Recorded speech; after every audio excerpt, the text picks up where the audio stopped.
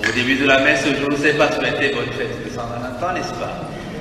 Quand même, parce que je suis sûr, certains d'entre vous, vous pensez très fort à cette fête. Et vous avez envoyé déjà des SMS, les appels depuis minuit pour souhaiter les belles fêtes à votre Valentin, Valentine. Ben, nous prions aussi pour eux, sachez. Et aujourd'hui, la parole de Dieu nous invite de réfléchir sur la maladie. Bon, on n'a pas pensé à ça, mais c'est ça qui est donné. Première lecture nous donne la maladie de lèpre, l'évangile aussi. Il y a quelque temps, je suis sûr, on n'a pas beaucoup réfléchi à ce type de maladie, mais depuis un an, on réfléchit à ces maladies contagieuses. Parce qu'à l'époque, la maladie le plus grave était lèpre, parce qu'ils avaient peur, parce qu'ils n'avaient pas les médicaments. Nous savons très bien à quoi ressemble la vie avec une maladie dont nous n'avons pas les moyens de guérison, n'est-ce pas? Nous avons les techniques de couvre-feu, de confinement, de masques, de quarantaine, etc. Mais à l'époque, ils avaient la même technique. Mais au lieu de confiner tout le monde, ils confinaient ceux qui étaient malades. Ils les mettaient hors du village. Et la parole de Dieu, tu porteras des vêtements, tu te couvriras jusqu'aux lèvres. Donc, surtout de masques aussi. Et puis quand les gens entraient dans le village, quand même il faut manger, donc il faut entrer dans le village. Donc ils avaient une petite casserole, ils tapaient. Comme ça, tout le monde savait c'est un lèpre qui débarque, il se cachait tout le monde, il laissait la nourriture dehors, les gens venaient chercher de quoi manger devant les portes, et puis ils retournaient hors du village.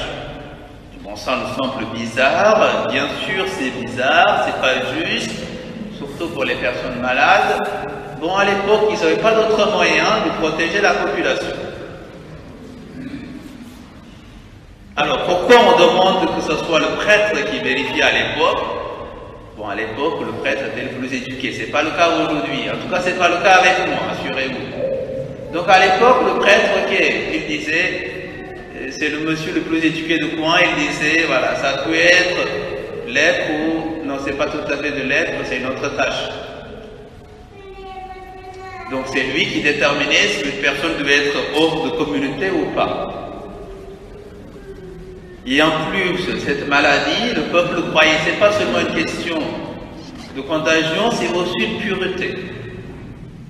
Nous savons qu'il y a des maladies qui approchent parce qu'on n'est pas pur, c'est pour cela qu'on se lave tout le temps les mains avec du gel, parce qu'au moins on tue les microbes.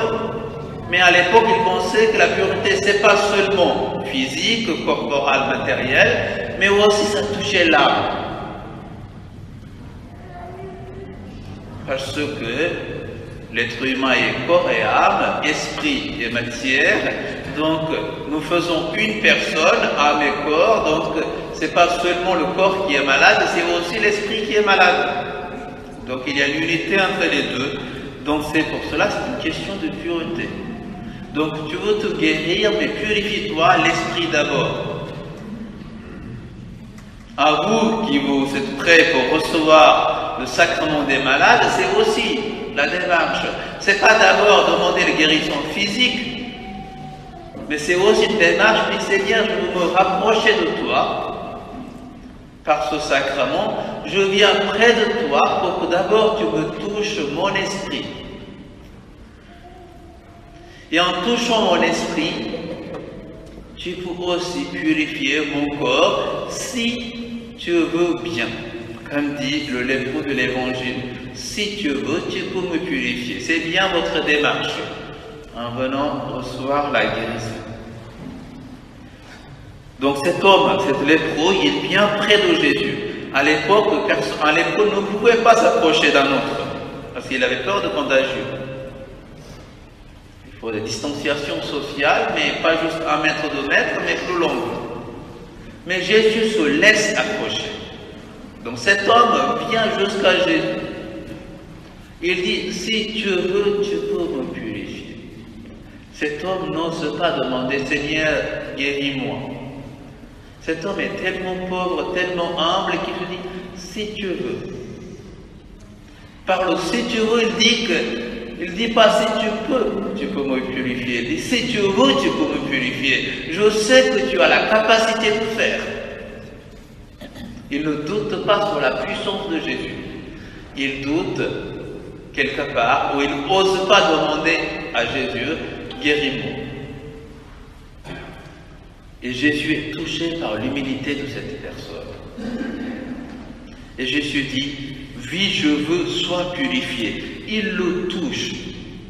Voilà le problème pour le peuple d'Israël à l'époque. On n'avait pas le droit de toucher un lépreux.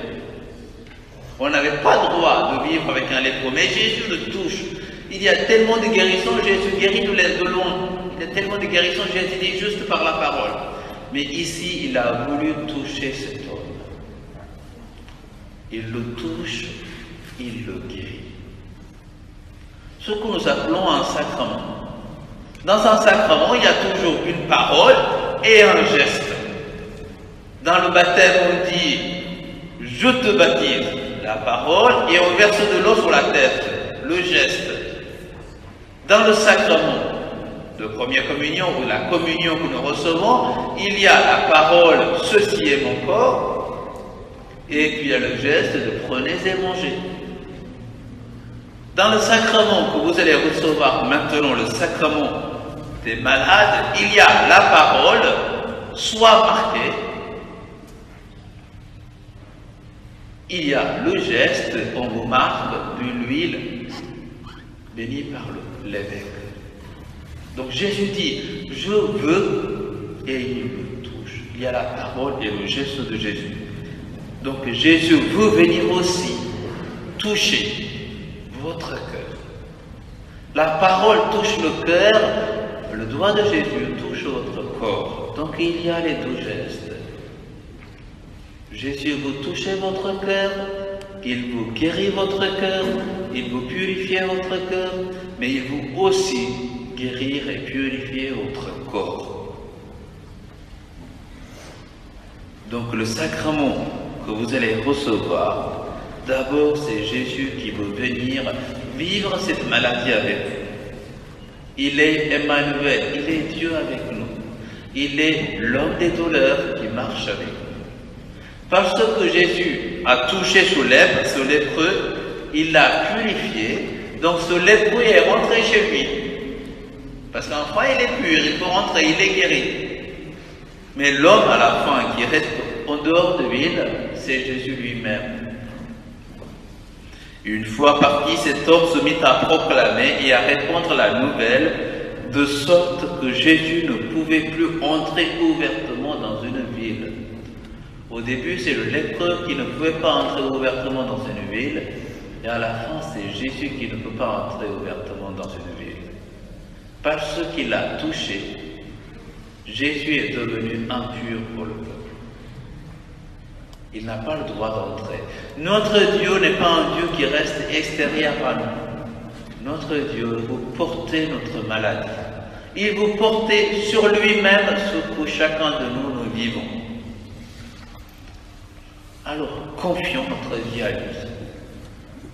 Nous avons un Dieu qui est capable de vivre avec nous tout ce que nous vivons. Il n'est pas loin là-haut dans le ciel. Alors, confions notre vie à lui et prions surtout pour nos frères et sœurs malades.